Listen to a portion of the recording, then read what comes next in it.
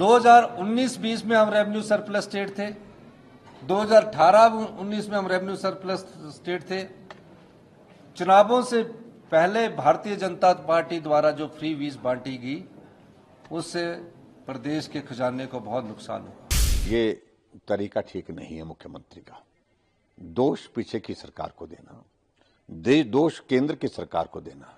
मुख्यमंत्री आप हैं, आज जिम्मेवारी आपकी है, आप जिम्मेवारी से नहीं बच सकते। ये बार बार हर बात को लेकर के बहाना निकाल करके, बहाना बना करके रास्ता निकालने की कोशिश करना, ये अब प्रदेश की जनता आपको जो है वो ना सुनने के लिए तैयार है, ना मानने के लिए तैयार है। 2027 तक मैं जयराम ठाकुर जी को कहना चाहता हूं कि मैंने ये कहा है कि हम आत्मनिर्भर हिमाचल बनाएंगे, और 2032 तक, वो मुझे बार बार कहते हैं कि क्या बोल रहे हैं, तो मैं आज स्पष्ट कर देना चाहता हूं कि 2032 तक हम हिमाचल प्रदेश को हिंदुस्तान का सबसे समृद्धशाली और अमीर राज्य बनाएंगे। सुबह बोलते हैं कि आर्थिक रूप से हम बड़े संकट में हैं, फिर उसके बाद कहते हैं कि हम संकट में नहीं हैं, आर्थिक रूप से कोई संकट नहीं है हिमाचल प्रदेश में, हम 2027 तक हिमाचल प्रदेश को देश का सबसे समृद्ध राज्य बनाएंगे।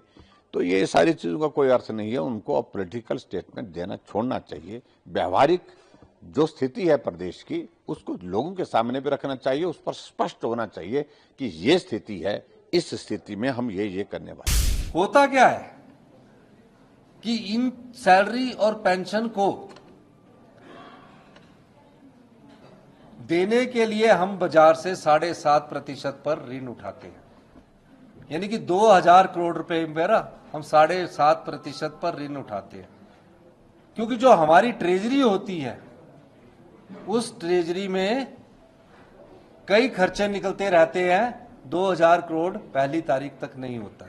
और जो हम रिजर्व बैंक ऑफ इंडिया से जब हम सैलरी और पेंशन देने के लिए लोन लेते हैं, तो उस पर 7.5% ब्याज देना पड़ता है।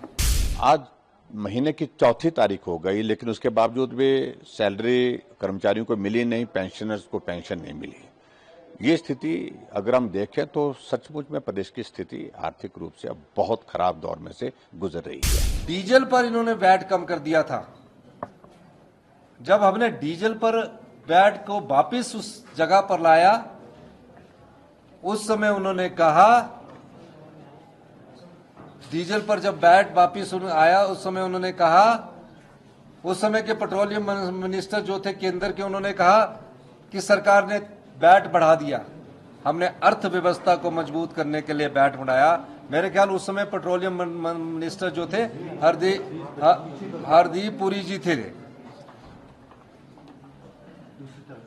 और हमने 3 रुपए डीजल के बढ़ाए। जिस तरह से मुख्यमंत्री लगातार डीजल की कीमतें बढ़ा रहे हैं, सीमेंट की कीमतें बढ़ा रहे हैं, राशन की कीमतें बढ़ा रहे हैं, और सारी चीजों में जो इंक्रीज कर रहे हैं, बसों का किराया बढ़ा रहे हैं और टैक्सेस सारी चीजों पे लगा रहे हैं, उससे मुझे लगता है कि एक पार्ट ये भी देखना चाहिए कि गरीब लोगों के ऊपर बोझ ना पड़े। चुनावी वर्ष था, फटाफट प्रदेश के खजाने को लुटाने का दायित्व पिछली भारतीय जनता पार्टी की जयराम सरकार ने किया।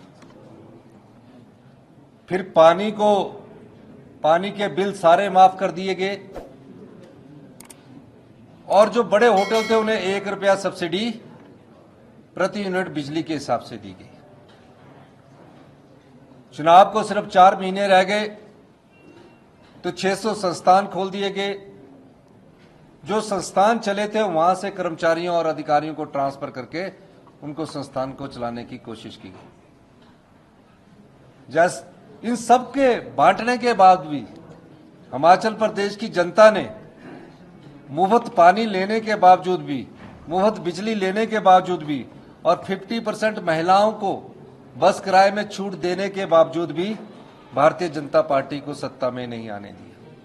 अगर आप ये वीडियो YouTube पर देख रहे हैं तो हमारे चैनल को सब्सक्राइब करें और बेल आइकन को दबाना ना भूलें। अगर आप Facebook पर ये वीडियो देख रहे हैं तो हमारे पेज को लाइक करें।